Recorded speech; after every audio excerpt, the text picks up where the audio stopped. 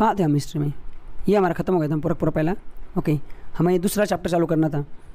Okay, तो एक काम करते हैं, यहाँ तक मैं कोई बेसिक, चलो मैं आपको एक बार और देता हूँ, मतलब उसमें एक टॉपिक ख़त्म कर लेते हैं, हो सकते हैं। बाकी जो दूसरा टॉपिक उसको मुझे लग रहा है 1 घंटा लगेगा, अभी इसके बाद वाला जो टॉपिक आधा 1 घंटा। अबे पीपीटी तू इतना स्लो क्यों चल रहा है बे? ओके, अबे ब्रॉडकास्ट का करंट स्लाइड। अब देखो हमने क्या किया था, हमने हमारा जो हिस्ट्री का चैप्टर है हमने देख रहे थे Asian, medieval, modern and world.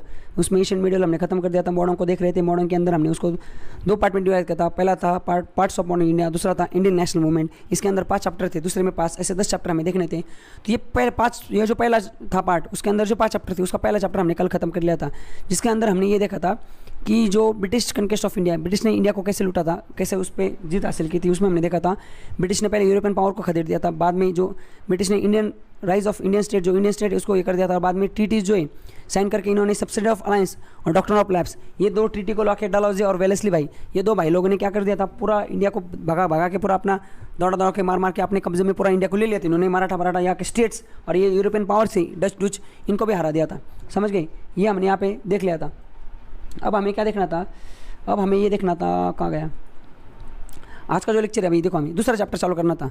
अब अंग्रेज़ों ने क्या कर दिया, अंग्रेज़ों ने इंडिया पे कनकेस्ट, मतलब यहाँ पे जीत हासिल कर ली। इंडिया के जो राइजिंग स्टेट्स हैं उनको भी हरा दिया, और जो यूरोपियन पावर उनको भी हरा दिया, और ट्रीटी भी साइन कर ली। मतलब जो 1600 तो हमने देखा 1717 तक या कौन था यहाँ पे, अंग्रेज थे, सॉरी मुगल्स थे। 1707 तक पूरा इंडिया किसके कब्जे में था? मुगल के कब्जे में था। राजा कौन था? औरंगजेब था। पर बाद में उसके बाद जो राजा बने निकम में, जैसे 1717 में एक फारूक सियार था, उसने तो मराठा को ये दिया, मराठा जो थे मराठा को साथ उन्होंने ट्रीटी साइन की थी, और मराठा को बोला था आप एक काम करो, ये सारा का सारा जो है 1818 में मराठा का पतन हो गया, समझ रहे? 1818 में। तो 1717 में क्या होता पता है, मतलब 100 साल पहले मुगल का सारा डिफेंस का जो इंटरनल और एक्सटर्नल जो अफेयर्स था वो मराठा को दे दिया था फारूक सियार ने, समझ गए? मतलब औरंगजेब के सामने छत्रपति शिवाजी और उनके जो बेटे वो कुछ नहीं थे। औरंगजेब पूरे हिंदुस्तान का बादशाह था, और ये सिर्फ ये महाराष्ट्र लेवल पे थे। पर बाद में क्या हुआ 30-40 साल बाद, कि पूरे हिंदुस्तान की जो डिफेंस की जो जिम्मेदारी है मुगल की, वो मराठा को दी थी उन्होंने, समझ गए क्या? मतलब मुगल का औरंगजेब जाने के बाद पूरा पतन हो चुका था, और बाद में फिर 1750 के बाद ये ब्रिटिश एक्टिव हुए। 1757 में उन्होंने बैटल ऑफ प्लासी लड़ी, 1764 में बैटल ऑफ बक्सर लड़ी, 1765 में इन्होंने इलाहाबाद टीटी साइन की, और उसके बाद 1773 में रेगुलेटिंग एक्ट लाया। उसके बाद इन्होंने टीपू भाई को सुलाया, ऐसे सबको मतलब बाटली में लेते 1818 में इन्होंने मराठा को भी हरा दिया, और 1848 में इन्होंने इसको भी हरा दिया, किसको? सिंध, मतलब ये जो क्या बोलते हैं सिख लोग हैं उनको भी हरा दिया। यहाँ तक हमने हमारा सारा देख लिया था। तो इस तरीके से हमने देखा था ब्रिटिश ने इंडिया को कैसे कन्केस्ट किया, वो देखा। अब यहाँ पे इन्होंने अपना रूल कैसे एस्टेब्लिश किया, समझ गए? कॉलेज तो खोल दिया, पर भाई कॉलेज चलाएगा कैसे? तो इन्होंने जीत तो हासिल कर ली इंडिया पे, बट अब अपना रूल कैसे एस्टेब्लिश करेंगे? उस टाइम पे उधर लंदन में डेमोक्रेसी थी, यहाँ पे तो राजे रजवाड़े अलग अलग थे। तो एक सेंट्रल सिस्टम कैसे बनाएंगे, सारे इंडिया को बाटले में कैसे उतार लेंगे, सबसे पैसा कैसे वसूलेंगे? तो उनकी एक सिस्टम उन्होंने बनाई होगी ना, तो वो सिस्टम, वो जो रूल है उनका, वो उन्होंने कैसे एस्टेब्लिश किया, वो हमें यहाँ पे देखना है, समझ गए क्या? इस चैप्टर में। तो उसके अंदर हमें क्या देखना है, हमें सबसे पहले ये देखना है कि British expansion and consolidation in India. British ने एक्सपांशन कैसे किया, और इंडिया को कंसोलिडेट, मतलब एक बाटले में कैसे, मतलब एक जगह कैसे ले लिया। बाद में development of administrative structure up to 1858 तक एडमिनिस्ट्रेटिव स्ट्रक्चर क्या था इनका, मतलब ये एडमिनिस्ट्रेशन कैसे करते थे। एडमिनिस्ट्रेशन मीन्स क्या, जैसे कॉलेज होता है, कॉलेज में प्रिंसिपल होता है, वो टाइम टेबल बना के देता है, टीचर होते हैं वो लेक्चर लेते हैं, प्रिंसिपल बोलता है एक बंदा रहेगा जो देखेगा सारे लेक्चर हो रहे हैं कि नहीं, किसी को घर जाना है परमिशन लेनी है, एक बंदा होगा क्लर्क पेमेंट निकालेगा, समझ रहेगा, एक ओएस होगा ऑफिस के सारे काम देखेगा, समझ रहेगा। तो ऐसा जो सिस्टम होता है ना, सब एक दूसरे का अकाउंटेबल है, छुट्टी चाहिए इसकी साइन चाहिए, उसका साइन चाहिए, ये चाहिए वो चाहिए, मतलब एक सिस्टम है। तो कोई सिस्टम को बाईपास करके अपने दिमाग नहीं लगा सकता, उसको सिस्टम को फॉलो करना है, उसको बोलते हैं एडमिनिस्ट्रेशन, बोलते हैं हम एडमिनिस्ट्रेशन।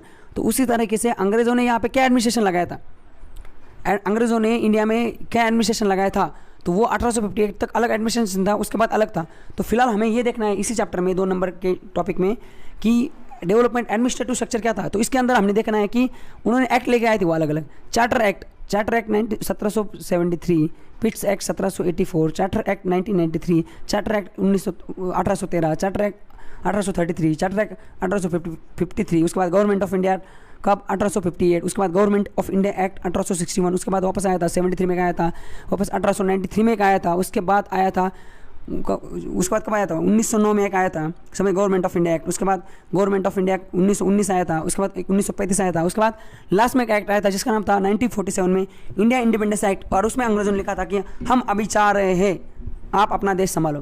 तो ऐसे सारे जो एक्ट्स है वो हमें देखने, फिलहाल इस चैप्टर में हमें 1857 तक 58 तक एक्ट देखने, और बाकी आगे जो अलग अलग ये 10 चैप्टर देखें हमें मॉडर्न इंडिया में, आगे चल के हम जैसे जैसा टाइम आएगा वो बाकी बचे हुए देखेंगे।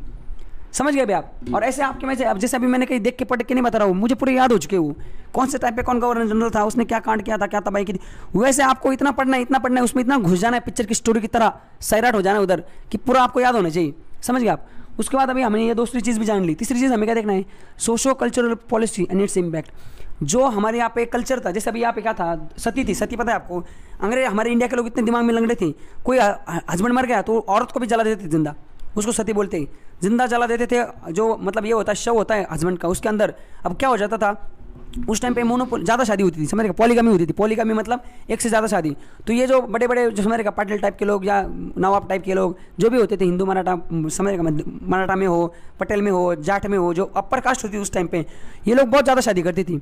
अब ज़्यादा शादी करते थे तो क्या हो जाता था, तो मतलब बुढ़े ने शादी कर ली, पहले शादी कर ली 20 साल में, एक बीवी, 30 में, एक 40 में, कभी कभी 50 में शादी कर लेते थे। मतलब इनकी बेटी शादी की उम्र की और ये शादी कर रहे हैं, तो बुढ़ा निकल लेता था कभी कभी। अब बुढ़ा निकलने के बाद अब उसकी जो बीवी, अरे भाई भैया इसकी पहली बीवी मर चुकी है, उसने दूसरी शादी की, अरे बीवी की एज 20 है, बुढ़े की एज 50 है, बुढ़ा मर गया, बुढ़े के साथ बीवी को भी ढकेल दिया, 20 साल की लौंडी को भी जला देती थी। तो ऐसे बहुत बेकार यहाँ पे हमारे यहाँ पे कुछ कस्टमर कल्चर के नाम पे समय का नंगा नाच चल रहा था। तो कुछ अंग्रेज बहुत अच्छे थे, जैसे लॉर्ड विलियम बेंटिक, उसने ये सती को बंद कर दिया, उसने डकैती को बंद कर दिया। यहाँ पे विडो मैरिज नहीं होता था, मैंने जैसे बताया, बुढ़ा मर जाता था, फिर बाद में इसने बैन कर दिया कि जलाना नहीं, तो जलाना बैन हुआ, पर उसकी शादी नहीं होती दूसरी। तो 20 साल की लड़की पूरी जिंदगी कुंवारी बैठती थी, समझ रहे। फिर इसने विडो मैरिज एक्ट लाया कि ये अगर कोई किसी का अगर बहुत मतलब क्या बोलते इसको, अडल्ट एज में अगर किसी औरत का हस्बैंड मर जाता है तो वो बाद में वापस दूसरी शादी कर सकती। तो सोचो कल्चरल हमारे यहाँ के जो सोसाइटी, सामाजिक और कल्चरल, समझ रहे, ये सारी जो चीज़ें ना, पॉलिसी क्या थी अंग्रेजों की, इन्होंने कैसे उसको चेंज किया। एक लेवल तक ही इंटरफेयर करते थे, बाद में इनको पता था एक लेवल के बाद इंटरफेयर करेंगे तो ये इधर हमारे पीछे लग जाएंगे। तो इनका सोशो कल्चरल पॉलिसी क्या थी, इंपैक्ट क्या था उसका हमारे यहाँ पे सोसाइटी पे, वो भी हम देखेंगे। उसके बाद मॉडर्न एजुकेशन, हमारे यहाँ पे जैसे अभी एजुकेशन पॉलिसी आई ना, हम बोलते हैं ना न्यू एजुकेशन पॉलिसी आई 2020 में, तो सबसे पहले जो एजुकेशन पॉलिसी थी वो अंग्रेज लेके आए थे।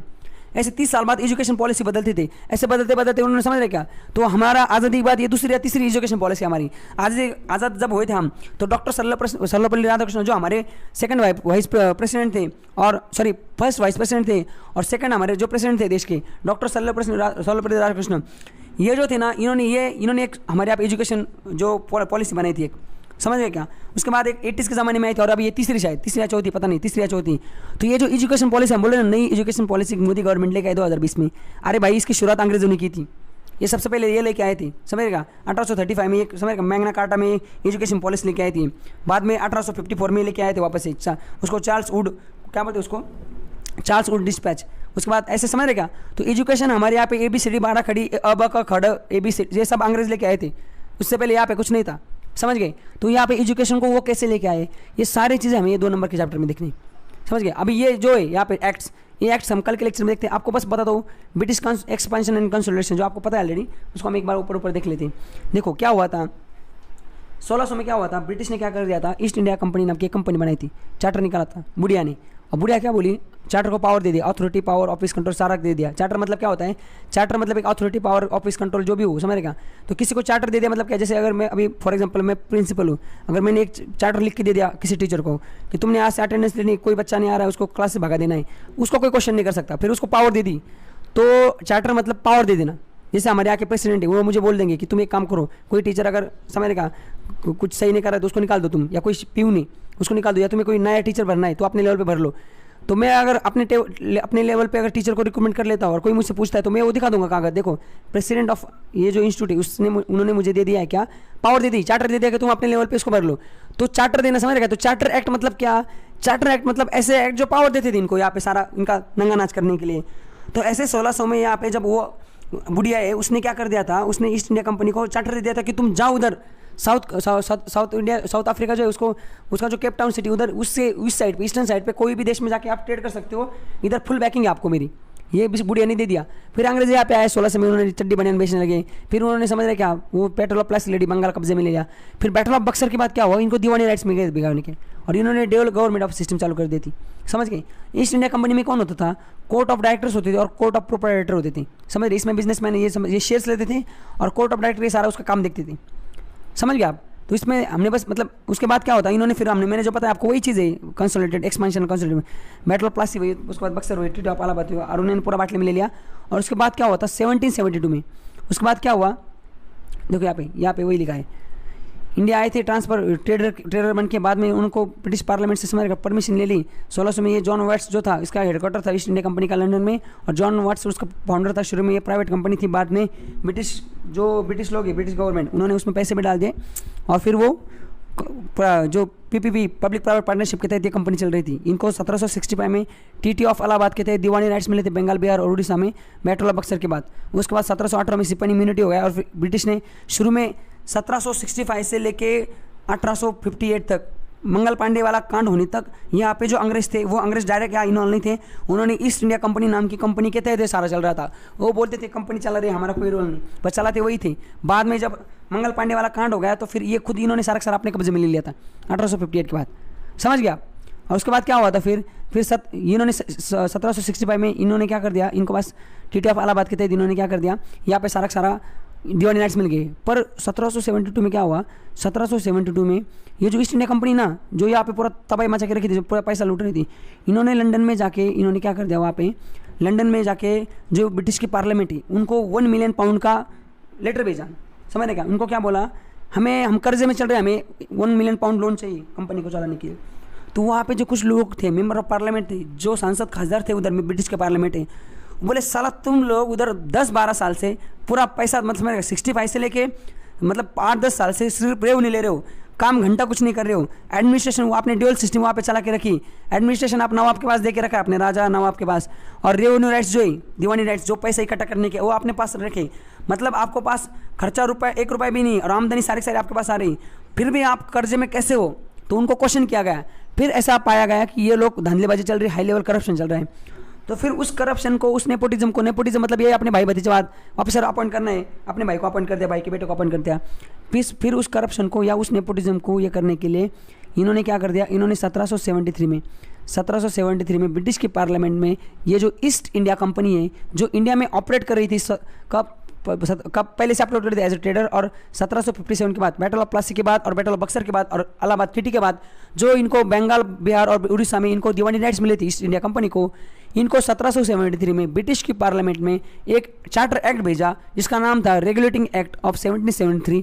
और उसमें ब्रिटिश इंडिया ने बोला यहाँ पे एक बंदा हम अपॉइंट कर रहे हैं जिसका नाम होगा गवर्नर जनरल ऑफ बंगाल, उसके अंदर 4 लोग होंगे और ये सब लोग को तुम्हें रिपोर्ट करना है, तुम्हारा जितना पैसा आ रहा है सारा इनको रिपोर्ट करना है, बिना इनकी परमिशन तुमने कहीं नहीं जाना है। समझ गए।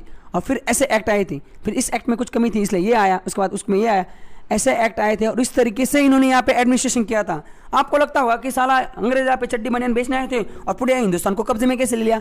अरे पूरे हिंदुस्तान एक दिन में नहीं लिया था ना, 150 साल, मतलब पहले 50-100 साल तो वो पूरा बाटले मिलने में चले गए थे ना। समझ गए। और शुरू में एकदम धीरे धीरे एक एक्ट आया, उसके बाद दूसरा एक्ट, उनको पता चला इसमें ये कमी है, इसमें ये खामी, ऐसा अपडेट करते इन्होंने पूरा हिंदुस्तान को बाटले में ले लिया। समझ गए आप। तो ये जो दूसरा चैप्टर, ये तो हमें ये सारे एक्ट्स देखने, पहले क्या हुआ था, ये एक्ट क्यों आया था इसमें, और क्वेश्चन आता है जब रेगुलेटिंग एक्ट 1773 क्यों आया था, तो रेगुलेट करने के लिए आया था। समझ गए। या उसमें जब रेगुलेटिंग एक्ट आया था उस टाइम पे यहाँ पे गवर्नर जनरल कौन था, तो लॉर्ड वायरन का हेस्टिंग था। हमारे यहाँ पे जो सुप्रीम कोर्ट बनाया गया, हमारे देश में सुप्रीम कोर्ट जो है अभी दिल्ली में, वो पहले बंगाल में था। वो रेगुलेटिंग एक्ट में लिखा था कि इस देश में सुप्रीम कोर्ट भी होना चाहिए। समझ गए। काफ़ी चीज़ें थी इस पर क्वेश्चन आता है, जैसे 4 काउंसिल ऑफ मिनिस्टर होते थे वो यहाँ पे। समझ गए। तो वार्न हेस्टिंग था यहाँ पे, इस पे क्वेश्चन आता है। सुप्रीम कोर्ट बनाया गया था और गवर्नर जनरल ऑफ, पहला क्वेश्चन आएगा, first governor general of Bengal कौन था, तो लॉर्ड वार्न हेस्टिंग था। First governor general of Bengal जो था वो कौन से एक्ट के तहत बनाया गया था, चार्टर एक्ट के तहत बनाया गया था 1993, या पिट्स एक्ट के, या जो हमारा दूसरा एक्ट उसके तहत, या रेगुलेटिंग एक्ट के तहत, तो रेगुलेटिंग एक्ट के तहत बनाया गया था। ऐसे उल्टा पुल्टा घुमा के क्वेश्चन आते हैं। ऐसे ये सारे एक्ट है 1858 तक, ये सारे एक्ट हम कल के लेक्चर में इसको देखेंगे डिटेल में। समझ गए। अभी ये कितना हो गया, मतलब हमने 9:30 को चालू कर दिया था, 10:18 हो गई, तो 10 मिनट बाकी है बस, इसमें नहीं होगा ये कवर, तो इसको थोड़ा डिटेल में हम देखेंगे, समझ गया। और इसको ऐसा हमें देखने दो कि यहाँ पे ऐसा एकदम कि रीज़न क्या था, यहाँ पे करप्शन चल रहा था, समझ रहेगा, वोटर का क्वालिफिकेशन बढ़ा था ब्रिटेन में, इसलिए वो सतर्क हो गए थे, उनको लगा था कि इधर ज़्यादा चूक जाए, तो इस तरीके से उन्हें ये एक्ट लेके आए थे। तो कौन था ऐसे, हम इसको ऐसा डिटेल में देखने वाले, समझ गए। इसको मैं कल के लेक्चर में लेता हूँ फिर।